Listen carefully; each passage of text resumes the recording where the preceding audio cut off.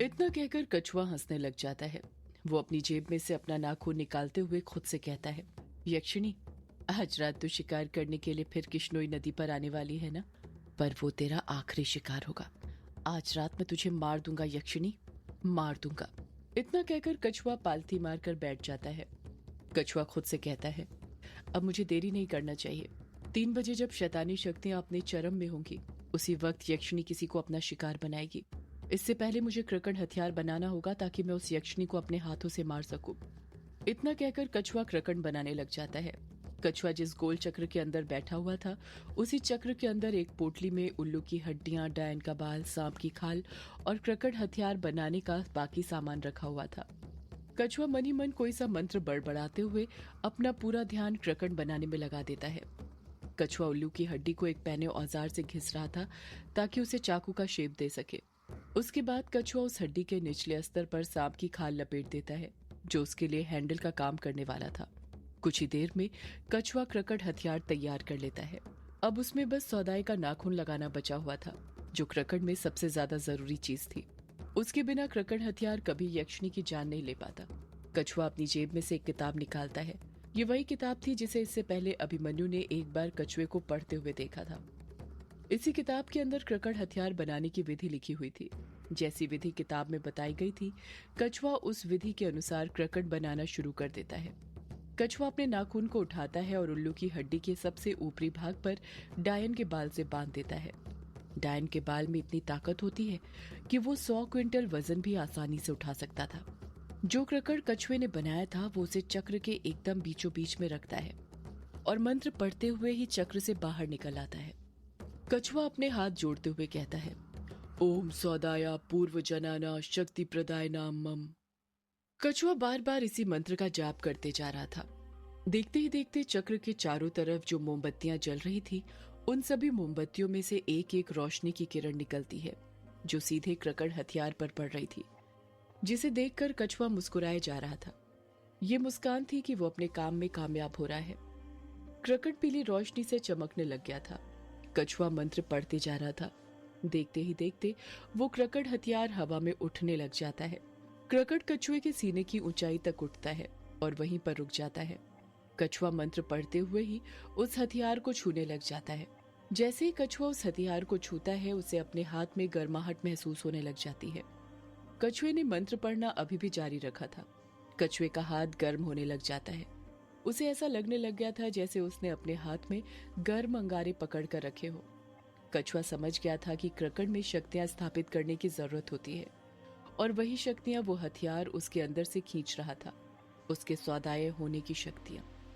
कछुए को अपने हाथ पैर में कमजोरी महसूस होने लग गई थी, पर तब भी उसने क्रकड़ हथियार को अपने दोनों हाथों से थाम कर रखा हुआ था, क्योंकि उसे किसी भी हालत में क्रकड़ बनाना था यक्षिणी को मारने के लिए। मंत्रों का जाप करते हुए ही कछुआ दर्द से कराहने लग गया था। ऐसा लग रहा था जैसे यदि उसने क्रकड़ पर से अपना हाथ नहीं हटाया तो वो अपना दम तोड़ देगा। कछुआ अभी इतना ताकतवर नहीं हुआ था जितना वो अपने आप को समझने लग गया था। वो सब एक भ्रम था जो आज टूटने लगा था। कछुए की आंखें धीरे धीरे बंद होने लग गई थी। उसकी आंखों की रोशनी जाने लग गई थी। कछुआ इतना कमजोर हो गया था कि उसके पैर लड़खड़ाने लग गए थे। कछुए को सांस लेने में तकलीफ होने लग गई थी, पर तब भी वो मंत्रों का जाप करते जा रहा था। कछुए को सब धुंधला धुंधला दिखाई देने लग गया था कि तभी दरवाजा चरमराने की आवाज सुनाई देती है। ऐसा लगता है जैसे दरवाजा खुला हो, पर वो दरवाजा खुला नहीं था, बस हल्का सा अपनी जगह पर आगे पीछे हुआ था। कछुआ तुरंत दरवाजे की तरफ देखता है, जो दरवाजा हल्का सा खुला हुआ और जिसके बाहर अंधेरा था।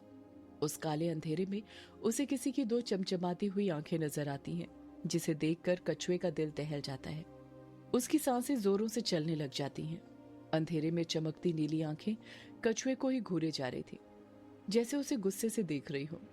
कछुआ कांपते हुए कहता है, कौन है? एक लड़की की फुसफुसाती हुई आवाज सुनाई देती है। मैं यक्षिणी, तेरी मौत। जैसे ही कछुआ ये आवाज सुनता है, उसके रोंगटे खड़े हो जाते हैं। डर के कारण उसके हाथ से क्रकड़ नीचे छूट जाता है। क्रकड़ हथियार अभी पूरी तरह तैयार नहीं हुआ था, जिस कारण वो नाखून जो कछुए ने उल्लू की हड्डी में लगाया था, वो निकलकर अलग हो जाता है। कछुआ यक्षिणी की आवाज सुनकर अभी कुछ संभला ही था कि तभी उसे पायल बजने की आवाज सुनाई देने लग जाती है, जैसे कोई भाग रहा हो। कछुआ गुस्से के साथ एक हाथ से अपना नाखून और दूसरे हाथ से क्रकड़ उठाते हुए कहता है, यक्षिनी, तू खुद यहाँ पर आ गई। अच्छा किया, अब मुझे किश्नोई नदी नहीं जाना पड़ेगा, मैं यहीं पर मार दूंगा तुझे। इतना कहकर कछुआ नाखून और क्रकड़ हथियार उठाता है और बाहर निकलने लग जाता है। जब वो बाहर निकलता है तो देखता है कि अब ग्रेवयार्ड कोठी में पहले से ज्यादा अंधेरा हो गया था, जैसे शैतानी शक्ति ने कोई साजिश रची हो। कछुए को काले अंधेरे के अलावा कुछ दिखाई नहीं दे रहा था। उसे सिर्फ पायल पहनकर किसी के भागने की आवाज सुनाई दे रही थी। कछुआ तुरंत उस पायल की आवाज का पीछा करने लग जाता है। कछुआ भागते हुए गुस्से के साथ कहता है, रुक, भागती कहाँ है यक्षिणी? क्रकड़ देखकर डर गई क्या? पायल की आवाज का पीछा करते करते कछुआ शालिनी के कमरे के पास पहुंच जाता है। जैसे ही कछुआ वहां पर पहुंचता है, पायल की आवाज आनी एकदम से बंद हो जाती है। कछुआ खुद से कहता है, ये क्या? पायल की आवाज सुनाई देना एकदम से बंद कैसे हो गई? आवाज तो यहीं से सुनाई दे रही थी। कछुआ कुछ सोच पाता उससे पहले ही उसकी नजर शालिनी के कमरे के दरवाजे पर पड़ती है जो बंद था।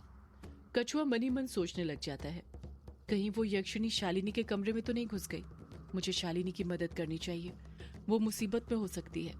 इतना कहकर कछुआ शालिनी के दरवाजे का हैंडल पकड़ने ही वाला था कि तभी उसे अपने आसपास कुछ हलचल होने की आवाज सुनाई देती है। कछुआ जहां पर था वहीं पर रुक जाता है। वो दरवाजे को नहीं खोलता है। कछुए को ऐसा लगता है जैसे हलचल की आवाज शालिनी के कमरे के बगल में जो कमरा था उस साइड से आई हो। शालिनी के जस्ट बगल में युग का कमरा था, जहां पर युग और कायर गहरी नींद में सो रहे थे। कछुआ धीरे धीरे अपने कदम युग के कमरे की तरफ बढ़ाने लग जाता है। युग के कमरे के नजदीक जाने के बाद उसे एहसास होता है कि वो हलचल की आवाज युग के कमरे के अंदर से नहीं बल्कि उसके बगल वाले कमरे से आ रही थी। और युग के कमरे के बगल में रूम नंबर 666 था। रूम नंबर 666 से अभी भी खटपिट की आवाज सुनाई दे रही थी। कछुआ रूम नंबर 666 को देखते हुए कहता है, ये तो वही कमरा है जहां पर यक्षिणी को कैद किया गया था। अच्छा हुआ ये खुद उसी कमरे में आ गई। आज मैं इसे दोबारा यहीं मारकर कैद कर दूंगा। आज इसका अंत निश्चित है। इतना कहकर कछुआ रूम नंबर 666 के अंदर घुस जाता है। जैसे ही कछुआ उस कमरे के अंदर अपने कदम रखता है, वो हक्का बक्का रह जाता है।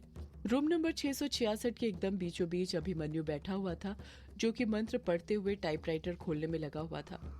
वो 64 खाने जिसे अभिमन्यु ने बनाया था, जिनमें राई के दाने रखे हुए थे, उनमें से 44 खानों के राई के दाने और चावल गायब हो गए थे। अब बस 20 खाने बचे हुए थे जिनके अंदर राई के दाने बचे हुए थे। अभिमन्यु को कमरे के अंदर देखकर कछुआ सबसे पहले तुरंत क्रकड़ हथियार और नाखून को अपनी जेब के अंदर डाल देता है, ताकि अभिमन्यु की उस पर नजर न पड़ पाए।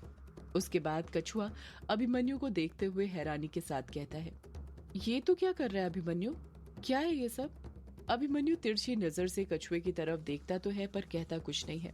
वो टाइपराइटर खोलने में लगा हुआ था। वो जानता था उसके पास वक्त बहुत कम बचा था और उसे जल्द से जल्द टाइपराइटर खोलना है। कछुआ फर्श पर बने 64 खानों को देखते हुए कहता है, ये तो 64 कवच है और ये तो तब बनाया जाता है जब हमें किसी शैतानी शक्ति को अपने आप से दूर रखना हो, ताकि जो काम हम कर रहे हों उसमें वो बाधा उत्पन्न ना कर सके। और ये 64 कवच तब तक हमारी रक्षा करता है जब तक इसके अंदर की राई गायब नहीं हो जाती है। इसका मतलब ये कि अभिमन्यु ने ये 64 कवच टाइपराइटर को खोलने के लिए बनाया है, ताकि यक्षिणी उसे नुकसान नहीं पहुंचाए। पिछली बार जब इसने टाइपराइटर खोलने की कोशिश करी थी तो उस यक्षिणी ने बॉट फ्लाई से इस पर तो हमला किया ही था, साथ में हम पर भी कर दिया था। इसीलिए उस यक्षिणी से बचने के लिए ही अभिमन्यु ने 64 कवच बनाया है। इतना कहकर कछुआ चुप हो जाता है। वो समझ जाता है कि उसे अभिमन्यु के मामले में दखल नहीं देना चाहिए। अगर वो अभिमन्यु को रोकने की कोशिश भी करेगा तो अभिमन्यु नहीं रुकेगा। वो बहुत आगे निकल चुका था। आधे से ज्यादा राई के दाने अपने आप खानों में से गायब हो गए थे। अभिमन्यु ने टाइपराइटर को खोलने में अपनी पूरी जान लगा दी थी। ऐसा लग रहा था वो जल्द ही टाइपराइटर को पूरी तरह खोल देगा। वो लगातार एक के बाद एक स्क्रू खोले जा रहा था। उसका बदन पसीने से तरबतर हो गया था, पर उसका पूरा ध्यान इस वक्त टाइपराइटर को खोलने में लगा हुआ था। अब बस 5 खानों में राई के दाने बचे हुए थे और अभिमन्यु की घबराहट शुरू हो जाती है। पर कछुए के चेहरे पर एक खुशी थी, क्योंकि वो जानता था जैसे ही राई के दाने पूरी तरह गायब होंगे वहां पर यक्षिणी आ जाएगी। कछुआ यक्षिणी का ही वहां पर आने का इंतजार कर रहा था। वो तैयार बैठा था यक्षिणी के शिकार करने के लिए। उसने अपने दोनों हाथ पैंट की जेब में डाल रखे थे, जिसमें उसके एक हाथ में क्रकड़ हथियार था तो दूसरे हाथ में उसका नाखून। जैसे ही 64 खानों में से 4 खानों में राई के दाने बजते हैं, हवाएं तेज चलने लग जाती हैं। हवाएं इतनी तेज चलती हैं कि जिससे खिड़कियां अपने आप खुल जाती हैं। खिड़कियों के साथ दरवाजा भी हवाओं के झोंके के कारण बार बार बंद चालू होने लग जाता है। कछुआ अपने आसपास देखते हुए भारी आवाज में कहता है, लगता है वो आ रही है। आजा यक्षिणी आजा, तेरा ही इंतजार कर रहे हैं हम। अभिमन्यु और तेजी से अपने हाथ चलाने लग जाता है। अभिमन्यु ने टाइपराइटर खोलने में अपनी जान झोंक दी थी। अब बस 2 राई के दाने बचे हुए थे। घबराहट के कारण अभिमन्यु के हाथ पैर कांपने लग गए थे। कई बार उसके हाथ से स्क्रू ड्राइवर गिर जा रहा था जिसे उसने दोबारा उठाया था। कछुए को फिर पायल बजने की आवाज सुनाई देने लग जाती है और अगले ही पल अभिमन्यु के सामने शालिनी आकर खड़ी हो जाती है। शालिनी अभिमन्यु को देखते हुए गुस्से के साथ कहती है, अभिमन्यु, ये तुम क्या कर रहे हो?